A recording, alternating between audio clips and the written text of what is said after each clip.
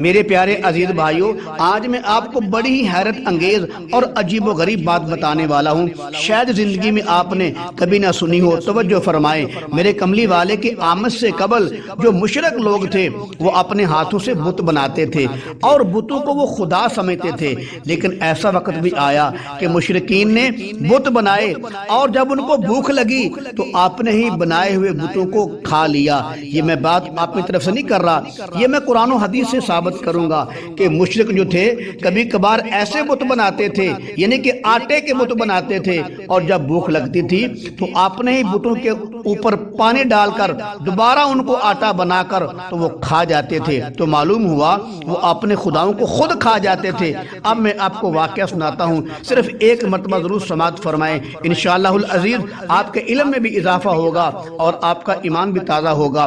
توجہ فرمائیں، واقعہ کچھ اس طرح ہے۔ ایک صحابی بیان فرماتے ہیں، کہتے ہیں کہ ابھی ہم نے کلمہ نہیں پڑھا تھا، ہم لوگ تبوک میں رہتے تھے، دشمن نے ہم پر شب خون مارا، یعنی رات کو ہم پر حملہ کر دیا۔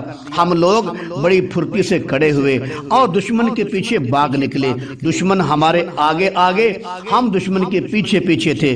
وہ صحابی فرماتے ہیں، ہم بتوں کی پوجا کرتے تھے، ہماری عادت تھی، ہم نے چھوٹے چھوٹے خدا بنائے ہوئے تھے، ہم جہاں بھی جاتے اپنے بنائے ہوئے خداؤں کو ساتھ لے جاتے، مگر جب ہم پر دشمن نے شب خون مارا ہم ان کے پیچھے بھاگے، آدھی رات کا وقت تھا، لوگ خداؤں کو ساتھ لانا بھول گئے۔ سو وہ جب سجدہ کرنے کا وقت آیا، دیکھا کہ خدا تو کسی کے پاس بھی نہیں ہے۔ ہم میں سے جو خرانٹ قسم کے لوگ تھے انہوں نے کہا خدا گھروں میں رہ گئے ہیں، ہم کو شکست ہو جائے گی۔ اب میں آپ کو بتاتا ہوں اب ان لوگوں نے کیا کیا۔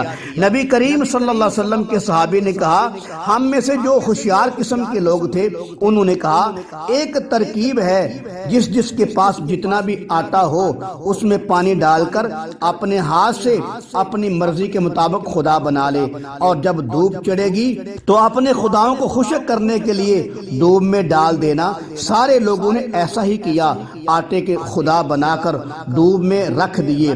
اب کیا ہے جی، خدا پک رہے ہیں، خداؤں کو دھوپ لگ رہی ہے۔ عجیب قوم ہے، خود ہی خدا بنائے، خود ہی ان کو دھوپ میں رکھ دیا۔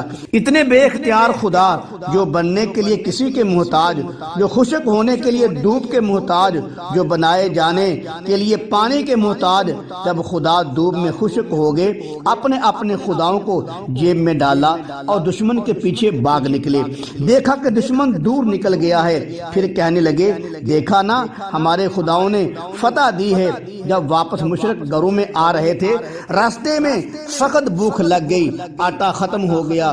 جب مشرک بھوک سے مرنے لگے تو اپنے ہی ہاتھوں سے آٹے کے بنائے ہوئے خداؤں کو توڑنے لگے۔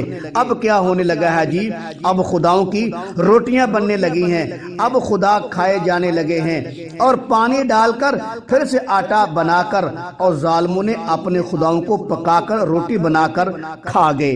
وہ صحابی بیان کرتے ہیں، ہم سب لوگوں نے گھر جا کر سوچا کہ پہلے ہم نے آٹے کے خدا بنائے، پھر ان کو دھوپ میں رکھا، پھر ان کو جیبوں میں ڈالا، پھر اپنے ہی خداؤں کو آگ پر پکا کر روٹیاں بنا کر اپنے خداؤں کو کھا گئے۔ ہم نے اپنے خداؤں کو بھی نہ چھوڑا، پھر بھی ہم کو کچھ نہ ہوا۔ معلوم ہوا یہ سچے خدا نہیں ہو سکتے۔ چلو ہم سب مل کر نبی کریم صلی اللہ علیہ وسلم کے پاس چلتے ہیں۔ نبی کریم صلی اللہ علیہ وسلم کے پاس آ کر قرآن سن کر ساری قوم مسلمان ہو گئی۔ اسی لیے قرآن کہتا ہے ان ھذا القرآن یہدی للتی ہی اقوم، بے شک یہ قرآن جو راستہ دکھاتا ہے وہ بہت سیدھا راستہ ہے۔